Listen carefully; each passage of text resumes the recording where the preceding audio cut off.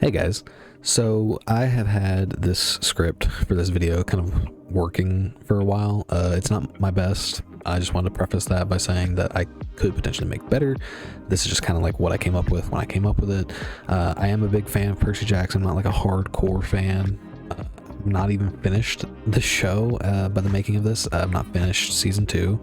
Currently making this video. This is not a video on my thoughts. This is just a video on the general discourse going on in the fandom when it relates to this show. So I just wanted to preface the video by saying that. So thank you and enjoy. Percy Jackson and the Olympians is a popular book series that I and many others grew up reading. It was never Harry Potter levels of popular, but it did receive 2 live-action movies starring Logan Lerman as the title character, and now a Disney Plus exclusive TV show starring Walker Scobell. The benefits this show has going for it is abundant. It's backed by a monolithic corporation with endless money, has a well-built-in loyal audience that loves the source material passionately, and has the original author Rick Riordan back as a co-creator and writer. The show was an immediate success, and as of the making of this video, it has just wrapped up its 2nd season and has been greenlit for a 3rd. I say all this to say that from my perspective, the most interesting thing about the show, besides being based on something from my childhood, is the discourse that surrounds it regarding whether or not it's actually any good. Seriously, the fan base seems mostly split between complaining about the show and praising it, but of course I'm mostly on Reddit and I see the stark contrast between the 2 groups better there. Honestly, go look at r/Percy Jackson TV and r/PJO Disney and tell me it's not like 2 different worlds. Perspectives in both is fascinating to watch, almost more so than the show this discourse is all about. But what's really interesting is that it seems that every praise or complaint boils down to 3 main points of contention. Number 1, tension and action, or lack thereof.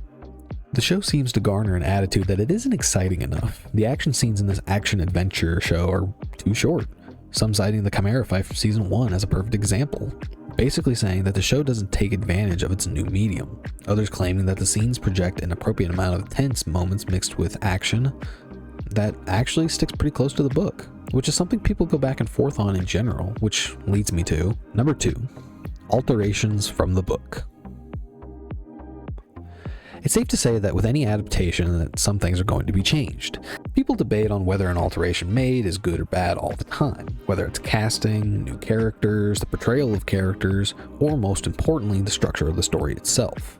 Some say the changes made in season 2, like Tyson being revealed to Percy as a Cyclops early on, is bad because it doesn't establish their relationship properly, unlike how it did in the book.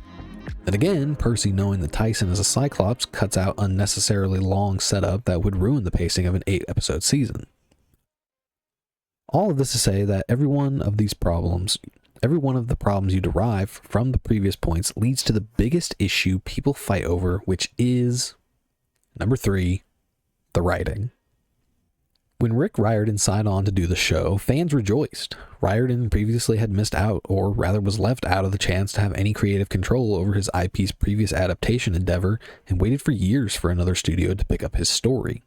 This time around, he's basically a second showrunner, as is my understanding, giving him a much broader ability to bring his vision to life. However, many fans have since viewed this as a negative, citing terrible writing choices that have affected the story conversely and soured the original books. Of course, Riordan is not the only writer. He has a team of writers, and blame cannot be placed solely at his feet. If you're one to believe there is any blame to be had, you could be one of the people that think the writing is stellar, expanding on ideas and relationships that didn't previously get as much shine, such as the added scenes featuring Percy's mom and dad and the nuance it adds to both characters. I find all this fascinating because both avenues reflect my own feelings. I'm mixed on the show, and it seems a lot of people that are mixed don't know how to balance the extremes of the spectrum. It's weird. I remember when the show was announced back in 2020, people were beyond excited. Then we got our first looks, and we were still hopeful.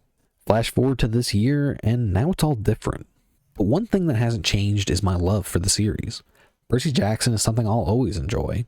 Even if I don't reread the books or watch the movies or rewatch the show, I'll always get some sense of enjoyment from it. I want to see the series succeed, regardless of negatives or positives. It's something I want new fans to watch and enjoy, so maybe they'll get curious and go read the books.